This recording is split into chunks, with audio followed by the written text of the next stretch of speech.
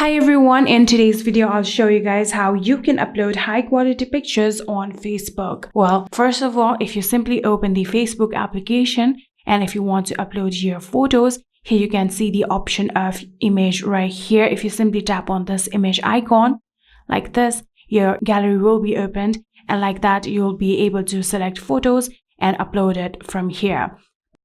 But in here, you won't get a specific option of making your photo quality high. So in order to make sure that your photos are in high quality, you have to make sure that your camera quality is high too. So in order to do that, you'll have to get back to the settings of your phone. And from here, you can get the option of camera. Simply tap on camera.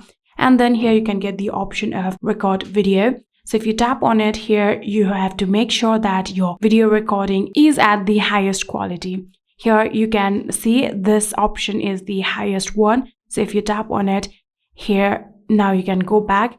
Now your video quality will be on 4K at 30 FPS. So you can also get the option of record slow-mo. If you want to increase the quality of your slow motion video, you can also do that by tapping on it and selecting the highest quality just like this.